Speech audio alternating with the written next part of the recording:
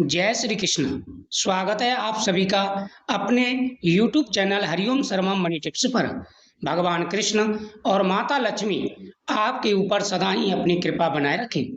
आज हम आपको कार्तिक मास के 9वें अध्याय की कथा सुना रहे हैं।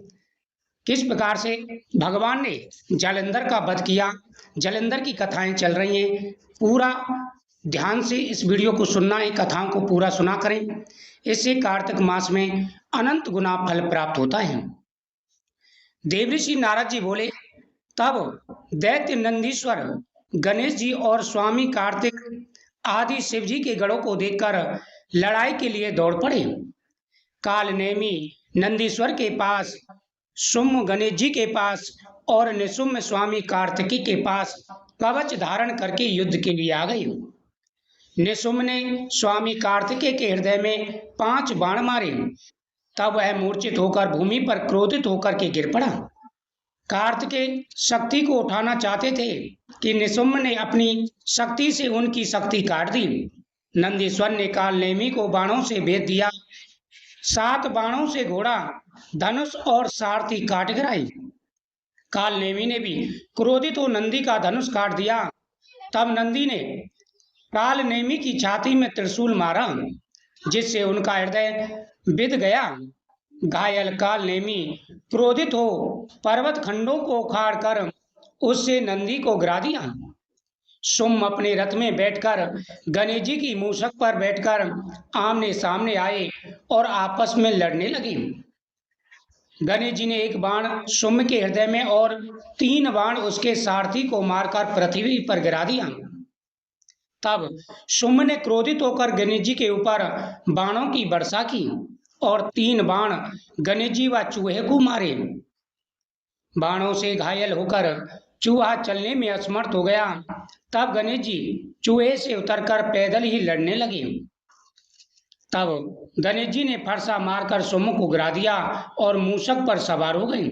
यह देखकर काल नेमी और निसुम्म ने गणेश जी के ऊपर बाणों की वर्षा कर दी।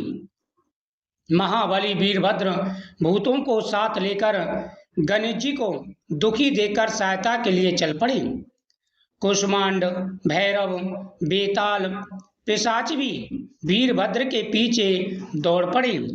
तब किल किल शब्दों से, सिंह की गर्जना से और सेना के शब्द से पूरी पृथ्वी कांपने लगी। बड़ा भयंकर युद्ध होने लगा। तब भूत पिशाच दौड़कर आए और दैत्यों को खाने लगे तथा संग्राम में नाचने लगे। नंदीश्वर और स्वामी कार्तिकेय दोनों स्वस्थ होकर शीघ्र ही आए और संग्राम में अपने बाणों से दैत्यों को मारने लगे। पिशाचों द्वारा छिन्न भिन्न हुई शिवजी के गढ़ों द्वारा खाए हुए दैत्यों की सेना घबरा गई। तब जालंधर अपनी सेना को मरता देख बड़ी ध्वजा वाले रथ में बैठकर युद्ध भूमि में आया। उस समय शंख और रणभेरी बजने लगी और सिंहों की गर्जना होने लगी। जालंधर के बाणों से पृथ्वी और आकाश ऐसे ढक गए जैसे कोहरे से आकाश ढक जाता है। जालंधर ने 5 बाण गणेश जी को, 9 बाण नंदीश्वर को और 20 बाण से वीरभद्र को भेद दिया। तब कार्तिकेय ने जालंधर को अपनी शक्ति से भेद दिया, जिसके प्रहार से दैत्य व्याकुल हो गई। तब दैत्यराज ने क्रोधित होकर एक गदा स्वामी कार्तिकेय के मारी और कार्तिकेय पृथ्वी पर गिर पड़े। इसी प्रकार शीघ्र ही गदा प्रहार से नंदी को भी पृथ्वी पर गिरा दिया। तब गणेश जी को बड़ा क्रोध आया और उन्होंने अपने फरसे से उसकी गदा काट डाली। वीरभद्र ने 3 बाण दैत्यराज के मारे और 7 बाणों से घोड़ा, ध्वजा, धनुष और छत्र काट कर गिरा दिए। तब जालंधर ने क्रोधित होकर एक दारुण शक्ति से गणेश जी को गिरा दिया और आप दूसरे रथ में बैठ गया। उसके बाद वीरभद्र और जालंधर सूर्य के समान तेजस्वी आपस में लड़ने लगे। वीरभद्र ने बाणों से उसके घोड़े व धनुष काट दिए। तब जालंधर परिघ लेकर दौड़ा। नारद जी बोले, हे राजन, उस दैत्य ने परिघ का प्रहार वीरभद्र के मस्तक पर मारा। सिर से रक्त बहने लगा और भूमि पर गिर पड़ा। नारद जी बोले, शिव जी के गढ़ वीरभद्र को गिरा देखकर हाहाकार करते हुए शिवजी के पास गए। तब शिवजी बैल पर चढ़कर हंसते हुए युद्ध भूमि में आए। सभी देवता हाथ जोड़ करके भगवान शिव की प्रार्थना करने लगे। कर्पूर गौरम करुणावतारम संसार सारम भुजगेंद्रहारम सदा वसंतम हृदयाल विंदे भवम भवामी सहितम नमामि। शिवजी को रण में देखकर रुद्रगण सिंह की सी गर्जना करते हुए बाणों की वर्षा से असुरों को मारने लगे। राक्षस लोग शिवजी को देखकर ऐसे भाग गए जैसे कार्तिक में स्नान और व्रत करने वाले मनुष्य को देखकर पाप भाग जाते हैं। जलंधर दैत्यों को भागते देखकर बाण चलाता हुआ महादेव जी के ऊपर टूट पड़ा तथा सुम निशुम कालनेमी बालाहक खंगरोमा प्रचंड कश्मर इत्यादि भी शिवजी के ऊपर झपटे।